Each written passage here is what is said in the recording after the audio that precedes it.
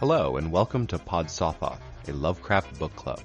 I'm Todd Beardsley, your host, narrator, and all-around Lovecraft fan. This is a horror podcast, so it may not be suitable for all listeners. As this is an odd-numbered episode, what follows is a reading of a Lovecraft story. Discussion, analysis, and dumb jokes about Lovecraft's work will appear in even-numbered episodes. Today's episode is a reading of the short story Pickman's Model. Please be aware, this story contains one ethnic slur, some misogyny, alcohol use, depictions of cannibalism, unkind references to witchcraft, and the truly maddening topography of Boston city streets. If any of these subjects are likely to unduly bother you, please stop listening now. Pickman's Model by H.P. Lovecraft, first published in the October 1927 issue of Weird Tales.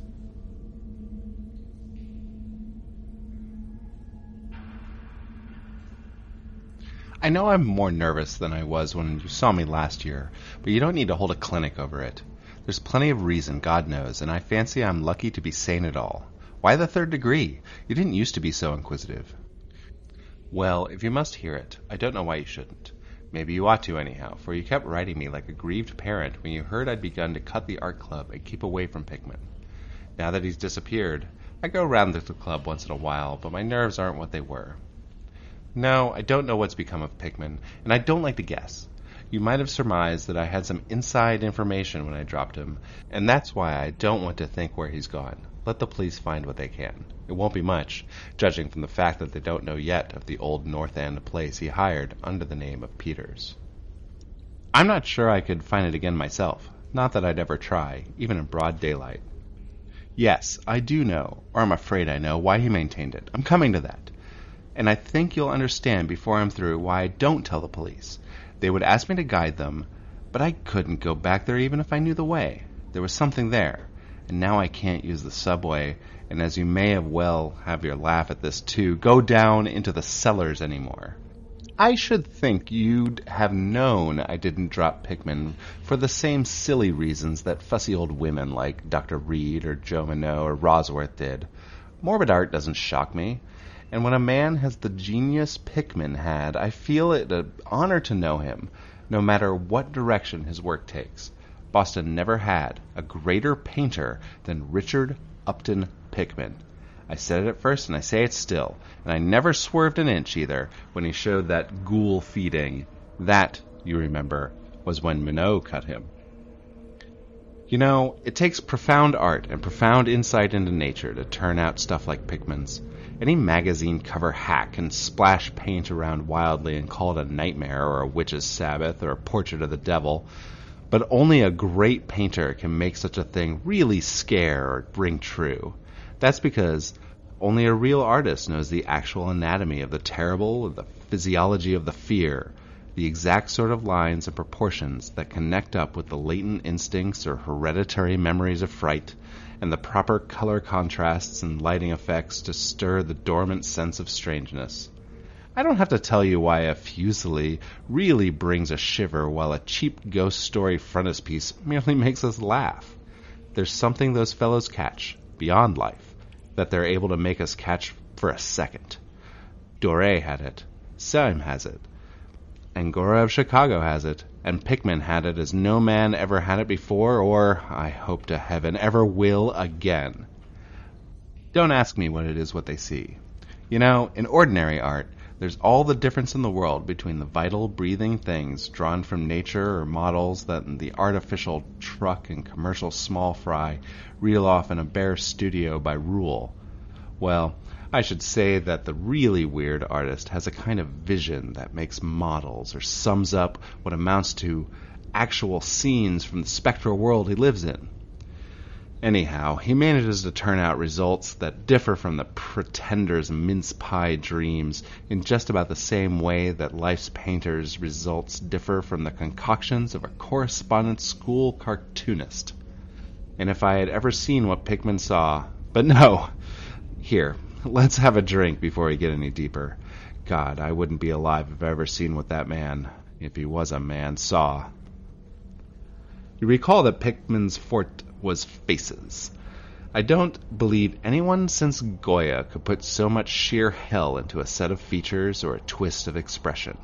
And before Goya, you have to go back to the medieval chaps who did the gargoyles and the chimeras on Notre Dame and Mont Saint-Michel. They believed all sorts of things, and maybe saw all sorts of things too, for the Middle Ages had some curious phases. I remember you were asking Pickman yourself once, the year before you went away, whenever in thunder he got such ideas and visions. Wasn't that a nasty laugh he gave you? It was partly because of that laugh that Reed dropped him. Reed, you know, had just taken up comparative pathology and was full of pompous inside stuff about the biological or evolutionary significance of this or that mental or physical symptom.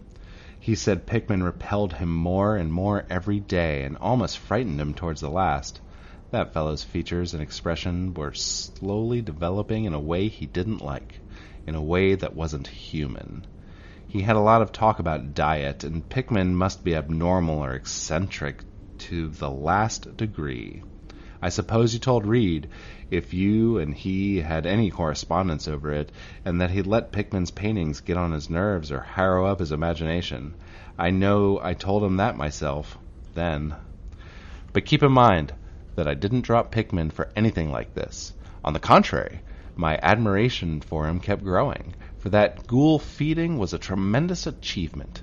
As you know, the club wouldn't exhibit it, and the Museum of Fine Arts wouldn't accept it as a gift. And I can add that nobody would buy it, so Pickman had it right in his house till he went. Now his father has it in Salem. You know Pickman comes from old Salem stock, and had a witch ancestor hanged in 1692. I got into the habit of calling on Pickman quite often, especially after I began making notes for a monograph on weird art. Probably it was his work which put the idea into my head, and anyhow I found him a mine of data and suggestions when it came to develop it. He showed me all the paintings and drawings he had about, including some pen and ink sketches that would, I verily believe, have got him kicked out of the club if many of the members had seen them. Before long, I was pretty nearly a devotee, philosophic speculations wild enough to qualify him for the Danvers Asylum.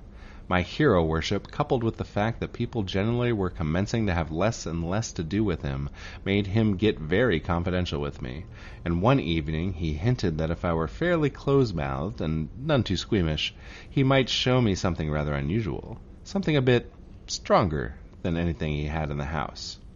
You know, he said, there are things that won't do for Newbury Street, things that are out of place here, and that can't be conceived here anyhow. It's my business to catch the overtones of the soul, and you won't find those in parvenu set of artificial streets on made land.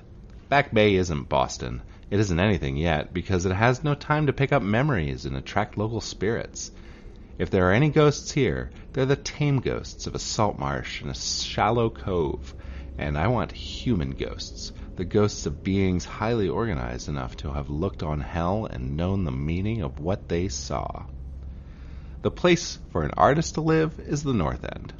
If any aesthete were sincere, he'd put up with the slums for the sake of the mass traditions. God, man, don't you realize that places like that weren't merely made, but actually grew? Generation after generation lived and felt and died there, and in days when people weren't afraid to live and fed and die.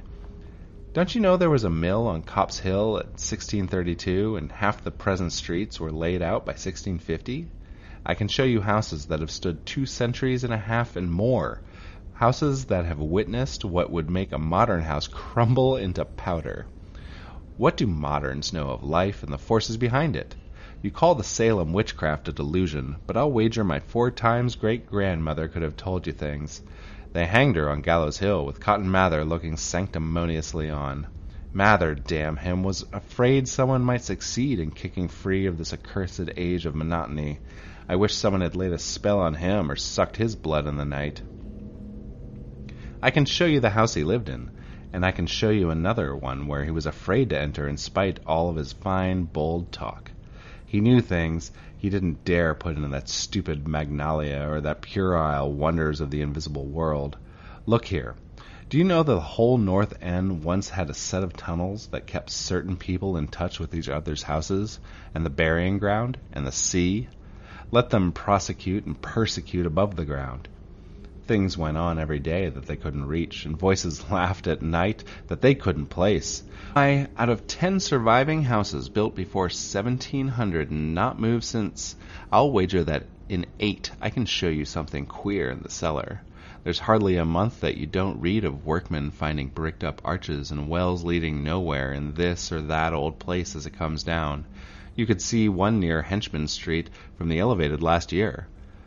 There were witches, and what their spells summoned, pirates and what they brought in from the sea, smugglers, privateers, and I tell you, people knew how to live, and how to enlarge the bounds of life in the old time. This wasn't the only world a bold and wise man could know. Faugh! And to think that of today in contrast with such pale pink brains that even a club of supposed artists gets shudders and convulsions if a picture goes beyond the feelings of a Beacon Street tea table. The only saving grace of the present is that it's too damn stupid to question the past very closely. What do maps and records and guidebooks really tell of the North End? Bah! At a guess, I'll guarantee to lead you to 30 or 40 alleys or networks of alleys north of Prince Street that aren't suspected by 10 living beings outside of the foreigners that swarm them. And what do these Dagos know of their meaning?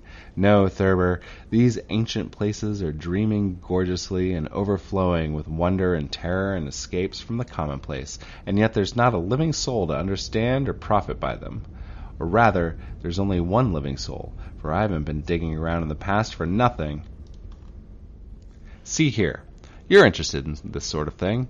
What if I told you that I've got another studio up there where I can catch the night spirit of antique horror and paint things that you couldn't even think of in Newbury Street? Naturally, I don't tell these cursed old maids at the club, with Reed, damn him, whispering even as it is I'm some sort of monster bound down in the toboggan of reverse evolution. Yes, Thurber, I decided long ago that one must paint terror as well as beauty from life, so I did some exploring in places where I had reason to know terror lives.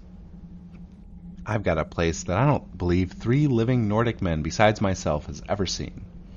It isn't so very far from the elevated as distance goes, but it's centuries away as the soul goes. I took it because of the queer old brick well in the cellar, one the sort I told you about.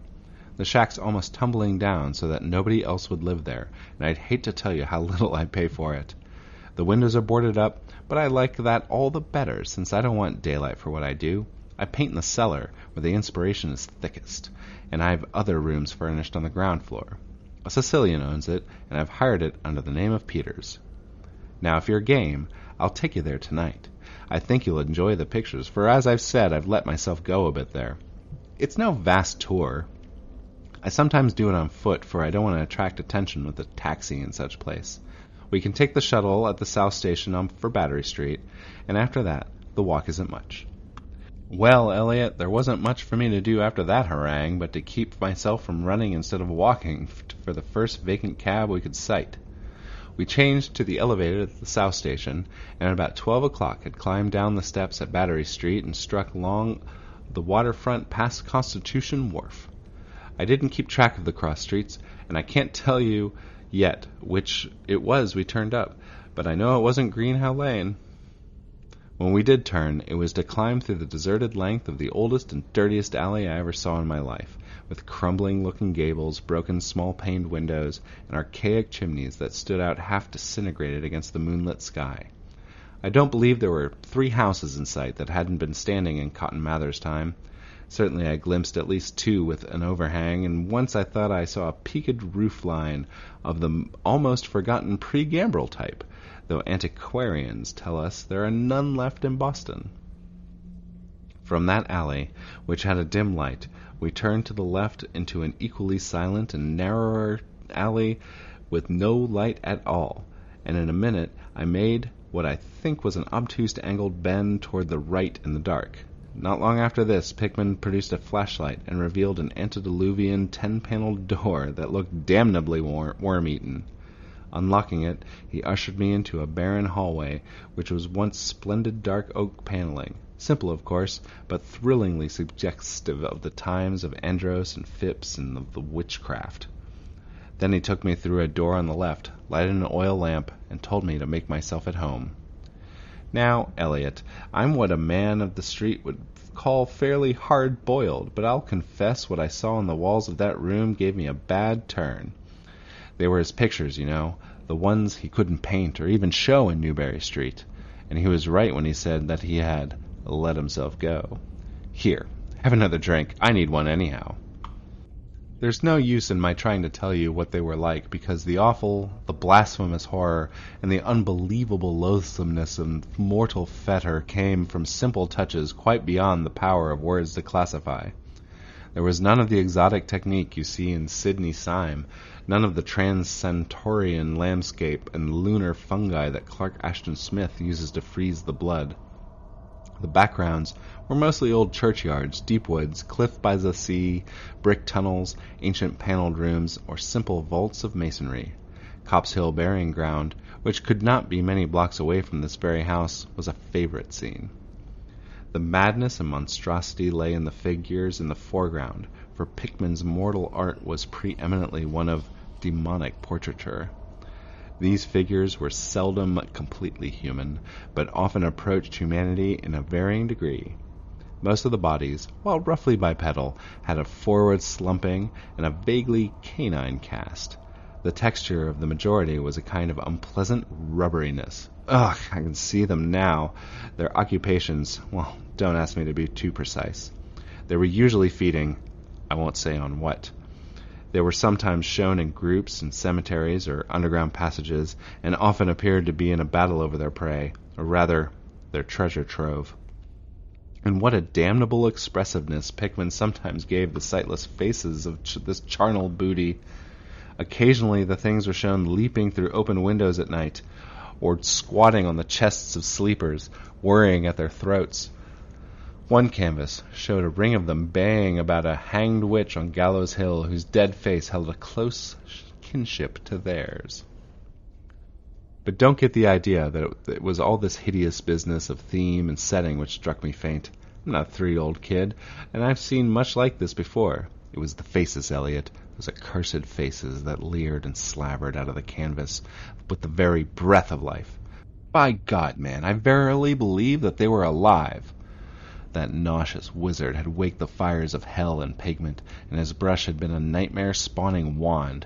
Give me that decanter, Elliot. There was one thing called the lesson. Heaven pity me that I ever saw it. Listen. Can you fancy a squatting circle of nameless dog-like things in a churchyard teaching a small child how to feed like themselves? The price of a changeling, I suppose. You know the old myth about how the weird people leave their spawn in cradles in exchange for the human babes they steal. Pickman was showing what happens to those stolen babes, how they grow up. And then I began to see a hideous relationship in the faces of the human and non-human figures. He was, in all his gradations of morbidity between the frankly non-human and the degradedly human, establishing a sardonic linkage and evolution. The dog things were developed for mortals. And no sooner had I wondered what he made of their young, as left with mankind in the form of changelings, than my eye caught a picture embodying that very thought. It was that of an ancient Puritan interior, a heavily beamed room, with lattice windows, a settle, and clumsy 17th century furniture, with the family sitting about while the father read from the Scriptures. Every face but one showed nobility and reverence, but that one reflected the mockery of the pit. It was that of a young man in years, and no doubt belonged to a supposed son of that pious father, but in essence it was the kin of the unclean things. It was their changeling, and in a spirit of supreme irony Pickman had given the features a very perceptible resemblance to his own.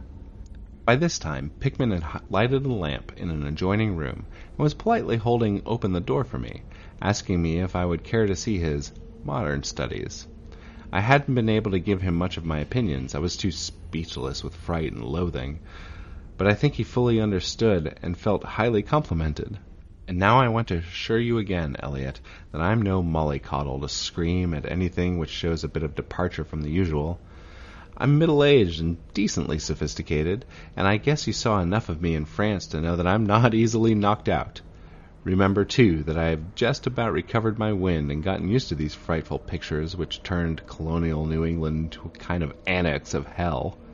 Well, in spite of this, that next room forced a real scream out of me, and I had to clutch the doorway to keep from keeling over. The other chamber had shown a pack of ghouls and witches overrunning the world of our forefathers, but this one brought the horror right into our own daily life. God, how that man could paint!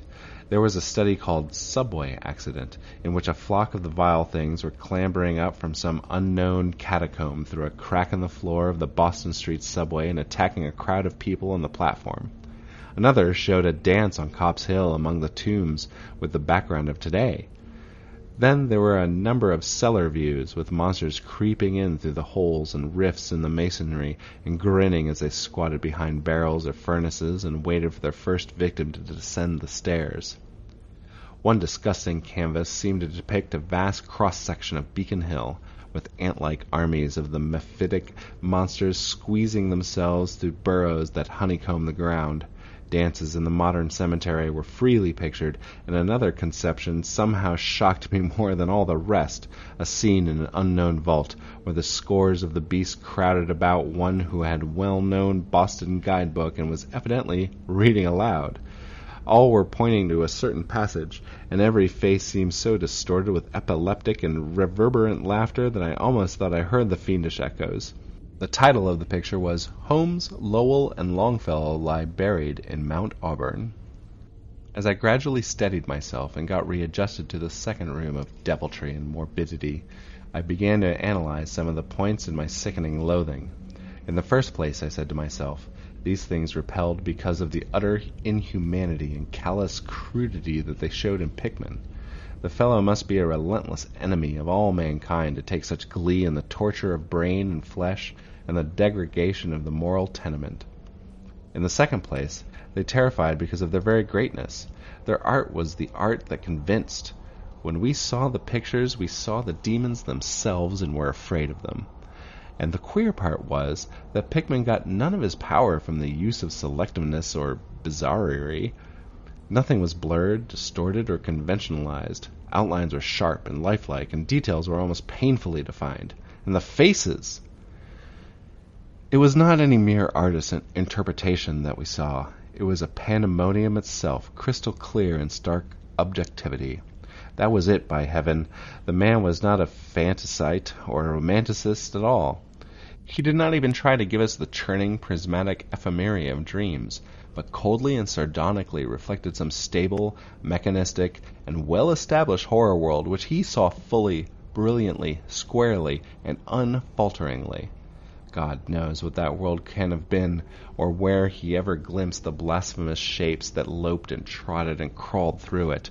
But whatever the baffling source of his images, one thing was plain. Pickman was, in every sense, in conception and in execution, a thorough, painstaking, and almost scientific realist. My host was now leading the way down the cellar to his actual studio, and I braced myself for some hellish efforts among the unfinished canvases. As we reached the bottom of the damp stairs, he fumed his flashlight to a corner of the large and open space at hand, revealing the circular black curb of what was evidently a great well in the earthen floor.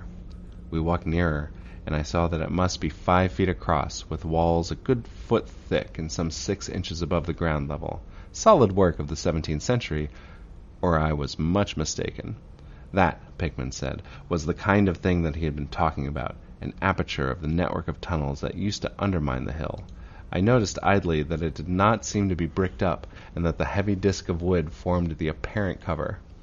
Thinking of the things that this well must have been connected with if Pickman's wild hints had not been mere rhetoric, I shivered slightly, and turned to follow him up a step and through a narrow door into a room of fair size, provided with a wooden floor and furnished as a studio. An acetylene gas outfit gave the light necessary for work. The unfinished pictures on the easels or propped against the walls were as ghastly as the finished ones upstairs, and showed the painstaking methods of the artist. Scenes were blocked out with extreme care, and penciled guidelines told of the minute exactitude which Pickman used in getting the right perspective and proportions. The man was great. I say it even now, knowing as much as I do. A large camera on the table excited my notice, and Pickman told me he used it in taking scenes for backgrounds, so that he might paint them from photographs in the studio instead of carting his outfit around the town for this or that view. He thought a photograph was as good as an actual scene or model for sustained work, and declared he employed them regularly. There was something very disturbing about the nauseous sketches and half-finished monstrosities that leered round from every side of the room, and when Pickman suddenly unveiled a huge canvas from the side away from the light, I could not for my life keep back a loud scream. The second I admitted that night, it echoed and echoed through the dim vaultings of that ancient and nitrous cellar, and I had to choke back a flood of reaction that threatened to burst out as hysterical laughter. Merciful Creator! Eliot, I don't know how much was real and how much was feverish fantasy. It didn't seem to me that the earth could hold a dream like that.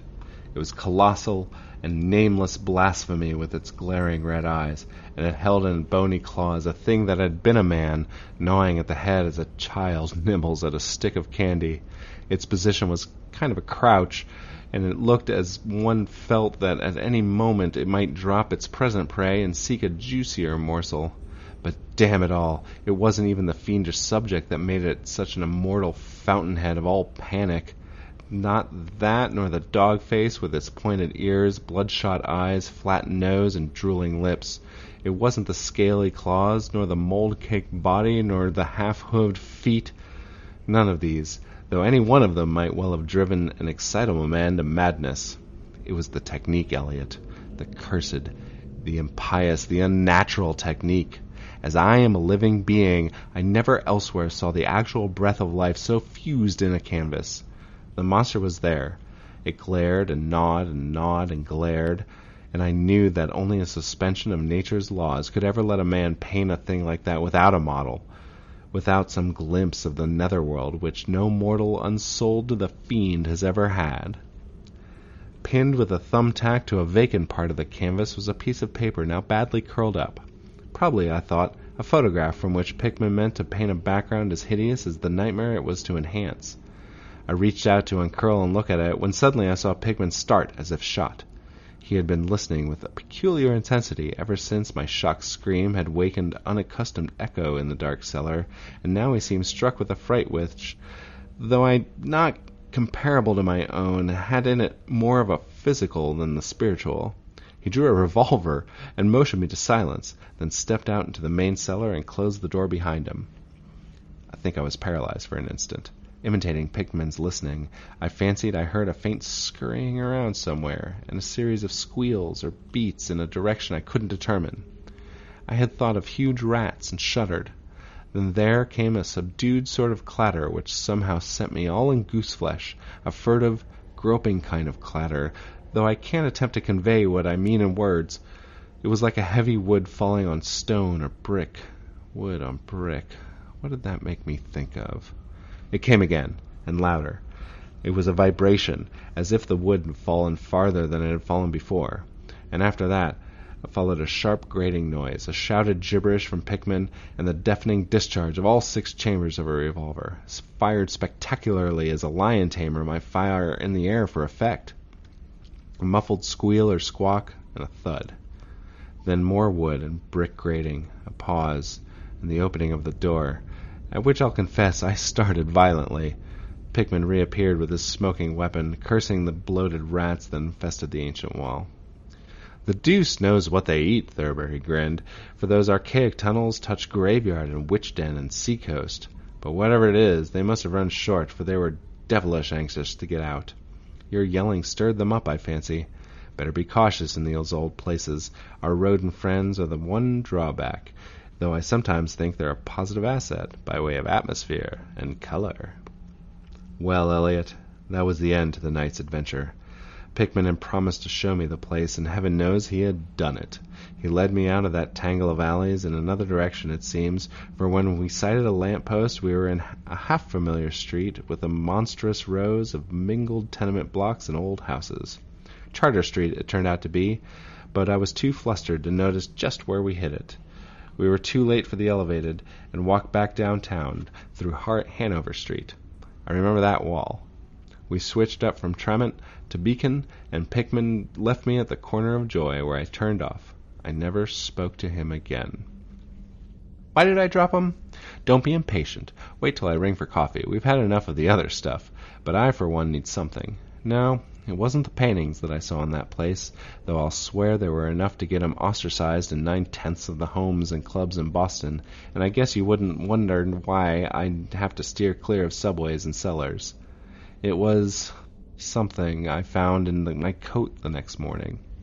You know, that curled-up paper tacked to the frightful canvas in the cellar? The thing I thought was a photograph of some scene he meant to use as a background for that monster? That last scare had come while I was reaching to uncurl it, and it seems I had vacantly crumpled it into my pocket. But here's the coffee. Take it black, Elliot, if you're wise. Yes, that paper was the reason I dropped Pickman. Richard Upton Pickman, the greatest artist I've ever known, and the foulest being that ever leaped the bounds of life into the pits of myth and madness. Elliot, old Reed was right. He wasn't strictly human. Either he was born in a strange shadow, or he'd found a way to unlock the forbidden gate. It's all the same now, for he's gone, back into the fabulous darkness that he loved to haunt. Here, let's have the chandelier going. Don't ask me to explain or even conjecture what I had burned. Don't ask me either what lay behind that mole-like scrabbling that Pickman was so keen to pass off as rats. There are secrets, you know, which might have come down from old Salem times, and Cotton Mather tells even stranger things. You know how damned lifelike Pickman's paintings were? How we all wondered where he got those faces? Well, that paper wasn't a photograph of any background after all.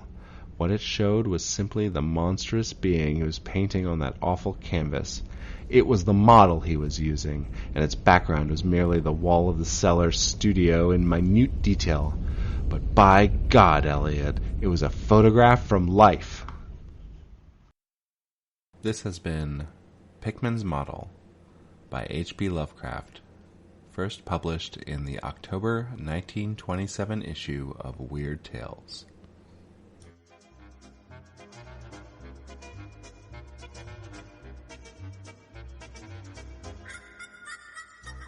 Pod Sothoth is produced, edited, and hosted by Todd Beardsley.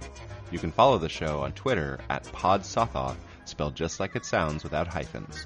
You can also email the show at podsothoth@gmail.com with any questions, comments, insights, and insults. Such missives may be read on the show, so please be sure to include any pronunciation advice for your first name or alias. Thank you for listening to this Lovecraft reading. Remember, the next episode is an even-numbered episode, which will feature discussion about the story rather than a story by itself.